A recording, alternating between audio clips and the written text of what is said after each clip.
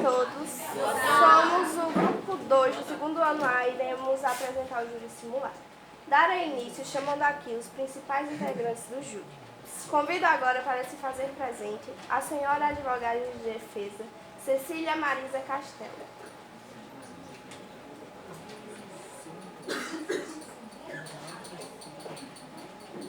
A senhora advogada de defesa, Patrícia Tayane Medeiros.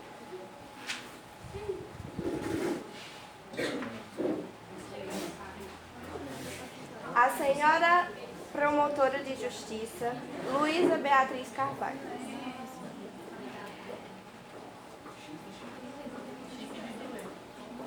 E a excelentíssima juíza, Maria Fernanda Albuquerque.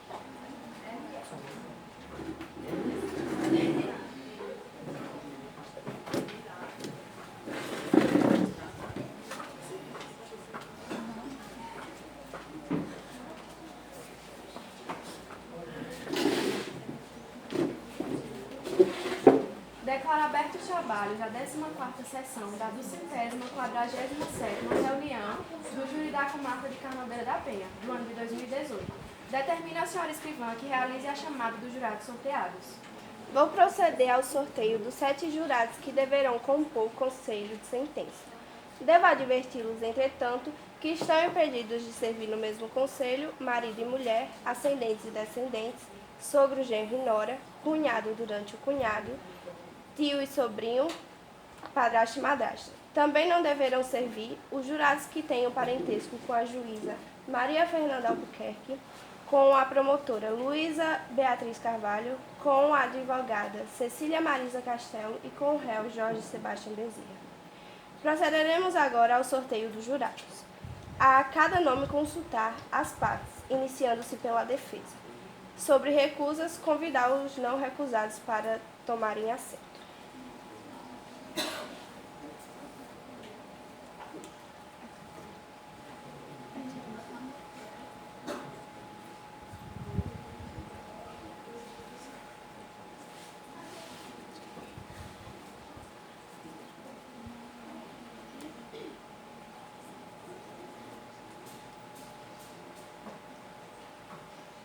Convido agora para se fazer presente os jurados. Gustavo Moura,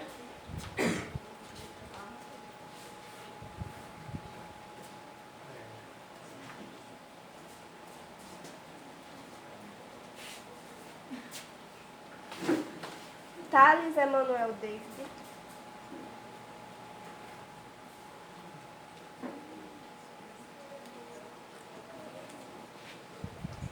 Gessiano Jurandir Santos,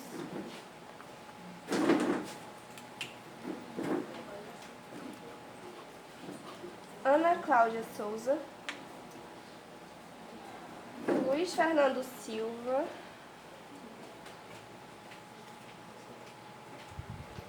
Cristina Silva,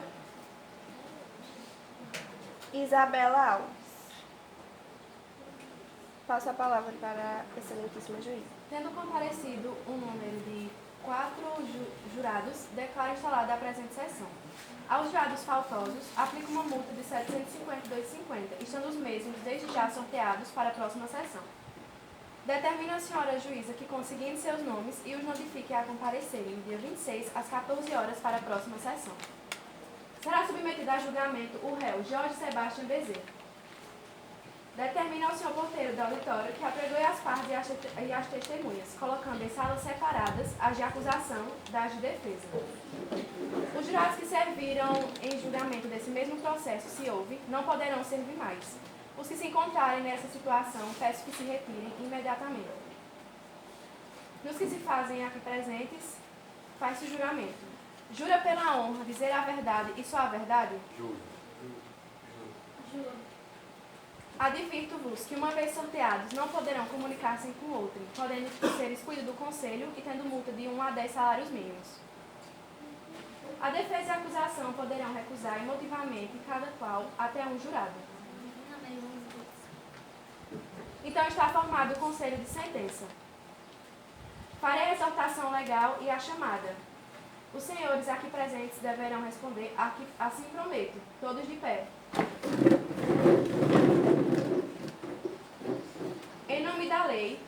convido-vos a examinar com imparcialidade esta causa e a proferir vossa decisão de acordo com vossa consciência e com os ditames da justiça. Assim A senhora escrivã dará início à apresentação dos fatos. No dia 14 de julho de 2017, a Vigilância Sanitária recebeu uma denúncia da senhora Maria Danúzia dos Santos, a qual alegou ter encontrado uma lasca de unha em uma coxinha vendida pelo réu Jorge Sebastião Bezerra. Quando a Vigilância Sanitária foi averiguar a residência do acusado, encontrou vestígios de covas recentes e ossos que aparentavam ter características humanas. Além da carne vendida, a carne usada para fazer as coxinhas não terem o selo da MAPA, Ministério da Agricultura, Pecuária e Abastecimento.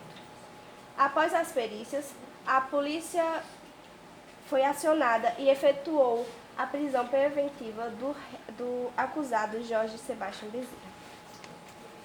De acordo com o Código Penal, do artigo 121, o qual condena homicídio doloso, acusa o réu da morte das vítimas, José Antônio Bonifácio, Cláudio Augusto Santos Soares, Ana Tereza da Silva e Vitória Caroline de Sá, sendo uma das vítimas menor de idade.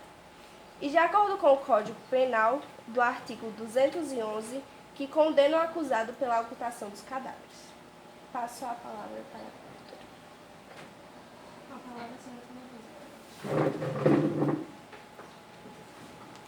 Boa tarde, excelentíssima juíza. Boa tarde, advogadas. Boa tarde, júri. Boa tarde a todos aqui presentes. Bom, primeiramente eu gostaria de agradecer a participação de todos aqui hoje e dizer que é uma imensa alegria, uma imensa felicidade estar aqui e fazer a justiça pelas vítimas do senhor Jorge Sebastião Bezerra, o qual fez crimes horríveis, matando pessoas e fazendo de suas carnes coxinhas. Bom, no dia 14 de julho de 2017, o senhor Jorge Sebastião foi vender suas coxinhas como um dia qualquer, já era de costume ele vender as coxinhas na rua Afogados, e lá vender a senhora Maria Danúzia, que comprou uma coxinha sorteada, digamos assim. Quando ela comeu a coxinha, sentiu e viu uma lasca de unha. Aparentemente só seria uma falta de higiene ou algo do tipo, mas mesmo assim é uma coisa muito alarmante, então ela foi e fez a denúncia contra o réu. Passados-se 3 dias, no dia 17 de julho, a Vigilância Sanitária foi à casa do senhor Sebastião e encontrou uma péssima higiene. Até então, era de se esperar, porque seria só uma falta de higiene, a lasca de unha na coxinha, mas quando foram olhar no quintal da casa de Sebastião, encontraram ossos que pareciam não ser de animais, pareciam ser de seres humanos. E também encontraram uma areia fofa, que parecia ser com algumas covas espalhadas no quintal. O senhor Sebastião afirma que não sabe de nada, não sabia dos ossos, não sabia dessas covas que tinham no quintal da casa dele, mas no local foi encontrada uma pá. E essa pá tinha as digitais do réu. Está nítido, senhores jurados, que esse homem é o culpado. Vocês querem carregar esse peso na consciência de deixar um cidadão desse, que pode matar qualquer um, inclusive qualquer um de nós aqui? Porque até onde eu sei, poderia ser vocês, poderia ser a excelentíssima juíza, poderia ser algum de vocês que poderiam ser as vítimas do senhor Sebastião. Esse homem é um assassino calculista, mata pessoas a sangue frio. Pensem bem antes de darem um meritíssimo final, porque esse homem é, com todas as certezas, o culpado. Só isso que eu tenho a falar, excelentíssima. Prosseguimos com a advogada de acusação. Boa tarde, excelentíssima juíza, e a todos que se encontram aqui presentes.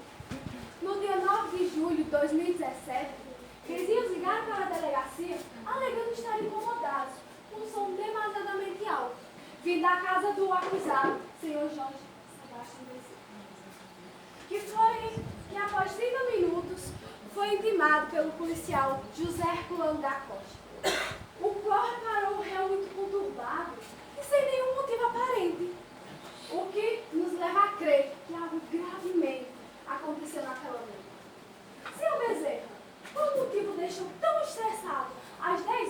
naquela noite, quando o policial foi à sua residência? Protesto. Meritíssima advogada de acusação está fazendo perguntas que fogem do caso com o propósito de desviar a atenção do júri. Protesto aceito. Prossiga com a defesa. Adverso do que a senhora advogada de acusação supôs, qualquer pessoa ficaria, no mínimo, transtornada ao ser acordada no meio da noite por um policial. Ademais, às 10 horas da noite, o réu não estava em sua casa, e sim na casa de sua namorada, Regina Nascimento, o qual eu posso provar pelo print da conversa do réu, onde tem claramente a data e o local, provando que o meu cliente estava sim na residência de sua namorada, e não tem como meu cliente estar em 2 lugares ao mesmo tempo. É só, Meritíssima. Agora prossiga a advogada de acusação.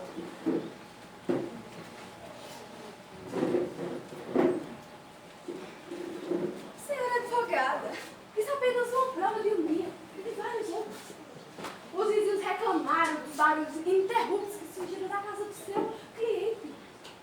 No dia 12 de julho, eles sentiram um mau cheiro vindo a 100 metros da casa do acusado. Local onde ele ocultava os cadáveres de suas vítimas após a execução. Fica mais que claro, esse homem é um assassino. Isso é só, Vossa Excelência. Pode prosseguir. Meu cliente jamais faria tamanha barbárie. Ele fazia isso para sobreviver. Ele trabalhava honestamente. Os senhores sabem aqui, todos aqui presentes sabem a crise que o país está agora.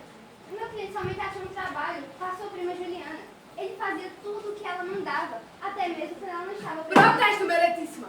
A senhora Cecília está colocando a culpa do seu cliente para colocar em uma das testemunhas, que não tem nada a ver com o caso. Protesto negado. Siga com a defesa. Assim, fica claro que meu cliente é inocente. Se alguém me fez alguma coisa, realmente não fui ele. Ademais, o meu cliente, na sua ficha criminal, não tem nenhum indício de crime violento ou que aparente alguma coisa tão terrível como essa. Faça a palavra para a senhora advogada.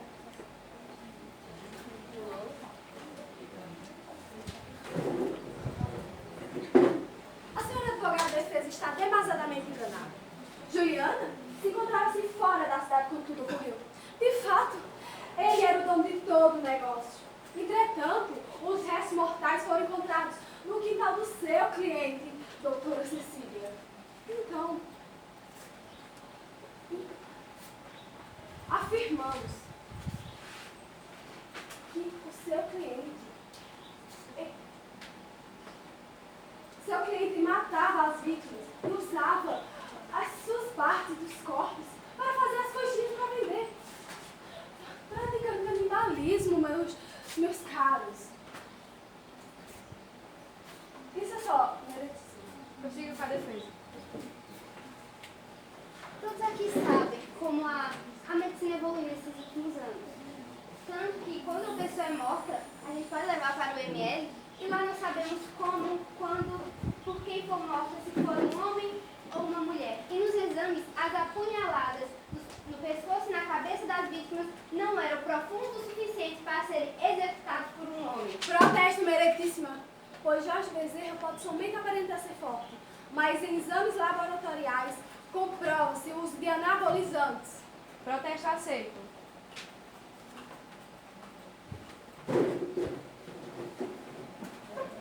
Como comprovado pelos exames, os anabolizantes não dão força muscular, e sim massa muscular, o que faz com que o músculo incha e que não dê força. Tendo assim, ele que poderia ter feito esses cortes. Passa a palavra para a advogada da defesa. Meritíssimo, se me permite, trarei uma testemunha. A vizinha do senhor Jorge, que vem aqui para afirmar a inocência dele. Traga-nos a primeira testemunha.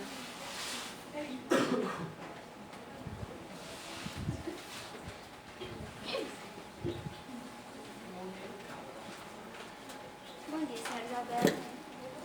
Boa tarde. Senhora Isabela. Senhora Isabela, a senhora é vizinha de Jorge. A senhora pode contar um pouco da convivência com o meu cliente, do qual está sendo acusado por um crime que não cometeu? Boa tarde a todos, boa tarde, meritíssimo. O senhor Jorge sempre foi muito gentil comigo. Às vezes até me ajudava a carregar algumas sacolas do supermercado. Nunca me pareceu uma pessoa estranha, e muito menos um assassino. A senhora, por acaso, ouviu algum som que seja tão ensurdecedor como a senhora, como a acusação citou? Não, nunca. Às vezes ouvimos algum barulho, mas nada que me parecesse alarmante. E nunca um som tão ensurdecedor. Por acaso, a senhora viu, por consequência, perto de sua casa ou na rua do senhor Jorge, algumas dessas pessoas? Nem ao menos viu perto ou pelo menos junto falando com o senhor Jorge? Não, senhora, nunca vi nenhuma outra pessoa frequentando a casa do senhor Jorge, a não ser a sua prima e sua namorada. Como podem ver, meu cliente não tem nenhum contato com as vítimas que foram mortas por ele. Até ajudava seus vizinhos como podia. Como ele, um homem tão bom, tão prestativo, poderia ter matado essas pessoas?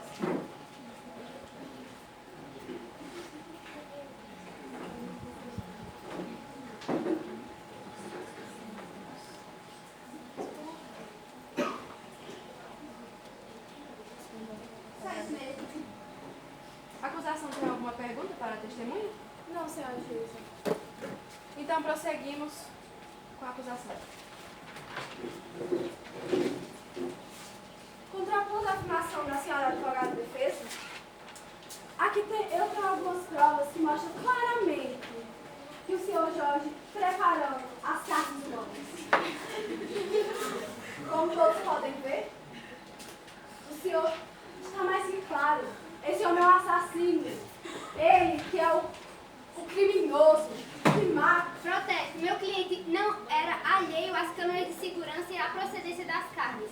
Ademais, espionagem é crime, segundo o artigo 42.121 do Código Penal. Protesto, meritíssima. As imagens não foram feitas por espionagem, e sim inseridas pela polícia. Protesto da acusação aceito e protesto da defesa negado.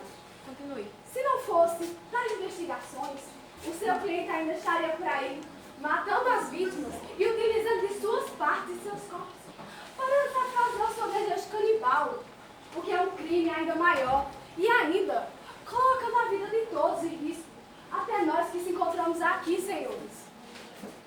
Isso é só. Meritíssima, se me permite, narrei agora uma testemunha. A senhora Juliana. Solicita a presença da testemunha.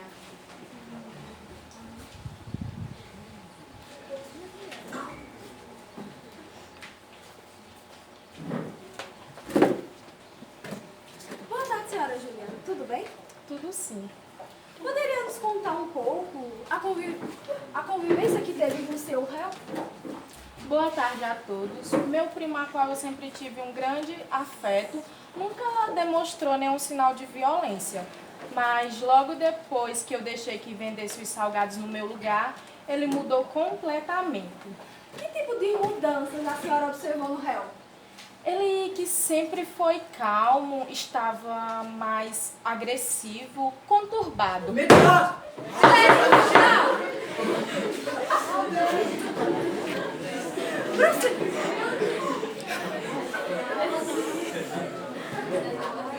Prossiga, senhora Juliana, por favor. Ele andava preocupado, confuso, mas não imaginei que ele fosse um assassino. A senhora continua vendendo, auxiliando na venda do salgado? Não, só nos primeiros 3 dias, mas ele sempre recusou minhas ajudas. É verdade que o acusado lhe obrigou a passar a casa por nome dele? Sim, é verdade. Quando eu me recordo que morei com um assassino, que era alguém que eu confiava e que matou pessoas a sangue frio, me dói na alma. Desculpem, esse assunto mexe muito comigo. Ele era como um irmão pra mim. Como todos podem ver, o acusado, ele tinha comportamentos tinha comportamentos estranhos, preocupação em excesso, e depois agir como se nada tivesse acontecido. Isso é tipo de um assassino, meus caros. Assassino em série, frio e calculista. Começa a ser provado a participação do acusado e única participação do acusado nesse caso. Encerro meu interrogatório, Vossa Excelência. A defesa gostaria de interrogar a testemunha? Sim, Meretriz. Boa tarde, Juliana. Boa tarde. A senhora passou não para casa, passou sua casa para não do meu cliente, certo? Certo. Então, a senhora podia me explicar seu comportamento um pouco estranho?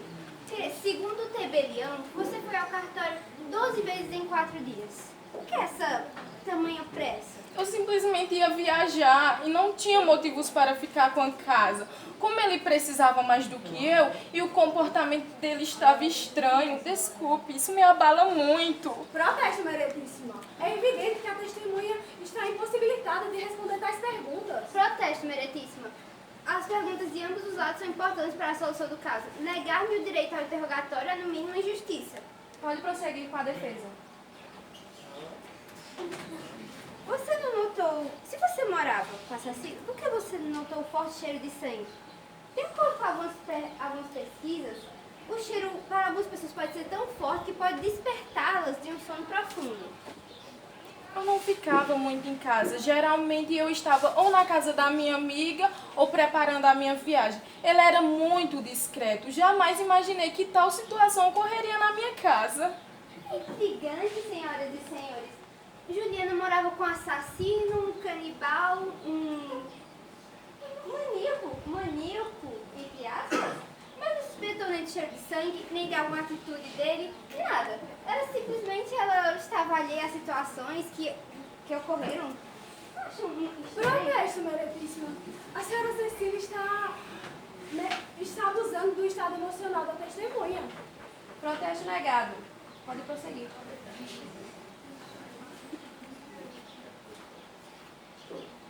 Vossa Excelência. Perguntas encerradas.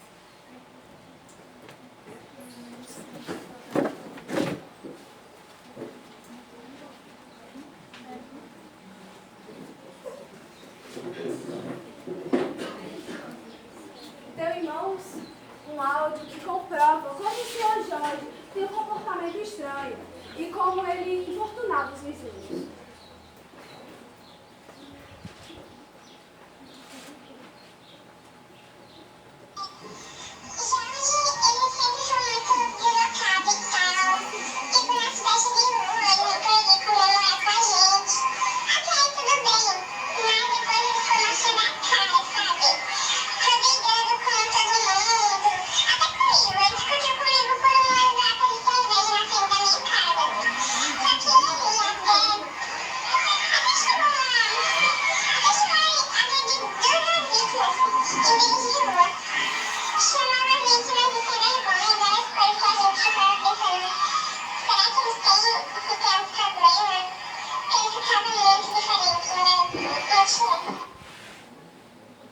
Como todos puderam ouvir, segundo o áudio dessa vizinha que não quis se identificar, o réu possuía vários atritos com a vizinhança e até mesmo com as vítimas.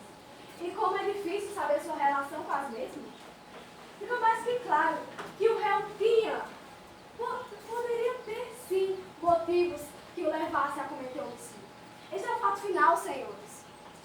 Esse homem, ele tinha motivos para assassiná-las. E não tem outro suspeito. Isso é só, nossa Excelentíssima. Para a apresentação das últimas provas, chamaremos a defesa. Tenho aqui o áudio da autoridade policial de Santa Helena, sargento Otávio Lima, o qual conhecia meu cliente e pode afirmar sua inocência. Boa tarde a todos do júri. Comovido pelo caso do Sr. Jorge, venho por meio deste áudio dar meu testemunho como delegado e cidadão. Jorge tem um comportamento muito instável, acabando por discutir com alguns vizinhos, e por isso eu era chamado todas as vezes por esse motivo. Conversei muito com o réu em questão e posso afirmar com certeza que nunca encontrei nenhuma evidência ou característica que me levasse a desconfiar de alguma tendência psicopata ou assassina. Ele me parecia somente deslocado no popular, com pavio curto, sabe? Sem muita paciência. E eu estou nessa profissão há 20 anos. Julgar-me incapaz de detectar alguém que tenha tamanha tendência é, no mínimo, desacato à autoridade. Como vocês puderam ouvir, vindo do coronel da cidade, delegado da cidade, Jorge é inocente, visto que ele já conhecia Jorge e pode certamente afirmar ser inocente. Isso é tudo, excelência. Iniciaremos agora o interrogatório do réu. O mesmo tem o direito de permanecer calado, mas caso este seja de sua vontade, poderá influenciar a decisão do júri.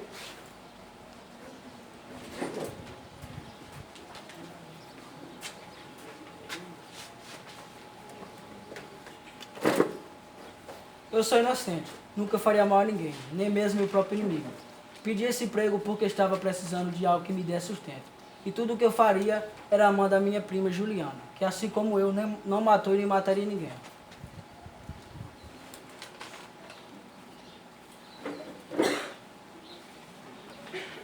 Jorge, quando sua prima saiu para viajar, ela te deixou algumas tarefas e você já fazia algumas tarefas com ela em casa. Você não notou nada suspeito nessas tarefas ou algo do tipo? Não, e não sei como aqueles corpos foram parar no meu quintal. Acho que querem nos incriminar, porque sou inocente. Juro por tudo que é mais sagrado. E eu andei brigando com meus vizinhos, mas nunca cheguei a agredir. Você conhecia as vítimas e qual era a sua relação com elas? Eu a conheci de vista. Nos falamos apenas para nos cumprimentar, nada além disso. Nunca nem chegamos a discutir, então não teria motivo algum para fazer mal. Como visto, senhora juíza, tem que é totalmente sem nenhuma passagem. Encerra o interrogatório. Eu gostaria de interrogar o réu? Sim, meritíssima. Então, como acusado Jorge explica suas digitais na pá que era enterrado os restos mortais das vítimas? Eu nunca usei aquela pá para enterrar ninguém. Eu usava para ajudar a Juliana no seu jardim, pois ela me pedia ajuda. Ajudava Juliana? Até quando ela viajava? Por que alguns dos corpos foram enterrados após a viagem de Juliana? Não acha esquisito, senhoras do júri? Se eu tivesse feito essa atividade, eu diria. Estão vendo, senhores jurados? Contenha-se. Se esse homem tivesse uma faca, teria me matado. E quem sabe o que faria depois? Esse homem é um assassino. Ele não pode conviver em sociedade. Um louco, um desequilibrado, um canibal. Protesto, essa situação só foi porque você o provocou. Mas todos têm momentos de estresse, senhora advogada. E isso não é motivo para agredir ninguém. Você está totalmente enganada. Ordem, todos a seus lugares. O réu pode se retirar. Votaremos agora com a decisão final do júri.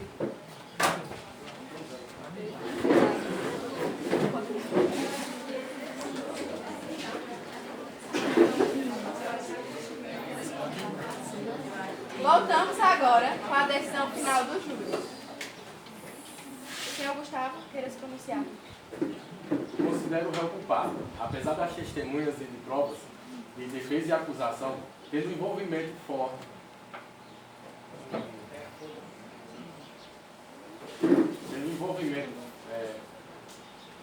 Forte.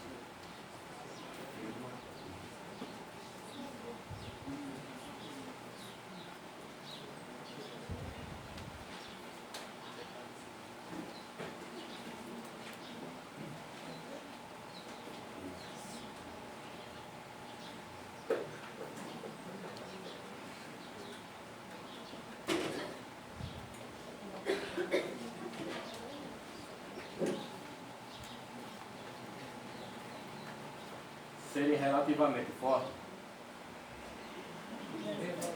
tudo bem da acusação sendo relativamente envolvido no caso de Jorge Sebastião.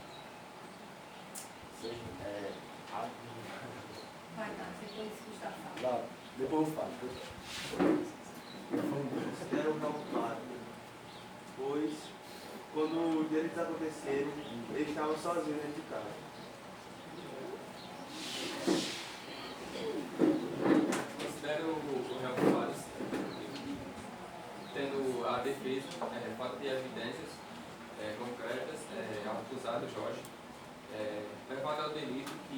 acusado, levado ao acusado a cometer esses crimes. Devemos admitir que é impossível não saber que algo desse tipo ocorreu em sua casa. Então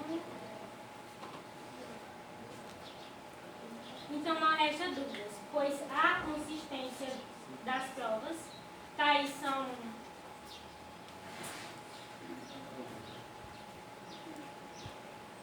inegáveis e mais que claras, não deixando dúvidas, senão pela culpa do acusado.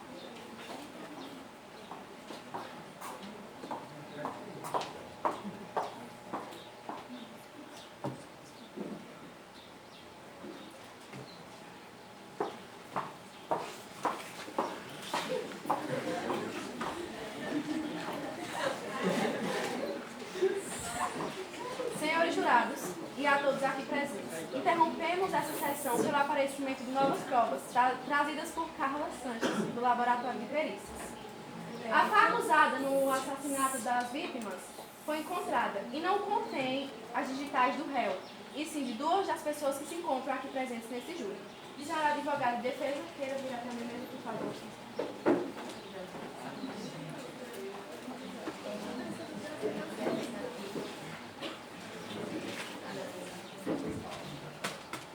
Senhores aqui presentes, venho agora reafirmar com provas agora mais do que concretas a inocência do meu cliente. E para isso chamo uma testemunha que até então veio só como amiga de Juliana, mas os digitais foram encontrados na arma do crime. Por favor, venha até aqui, senhora Marinalva.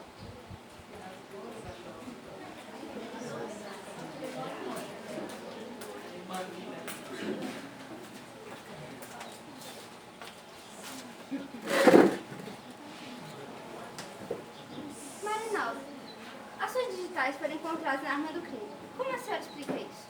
Bom, eu havia pegado a faca emprestada com Juliana uma vez. Quando a senhora usou a faca? Faz tempo, mas as minhas digitais ficaram na faca.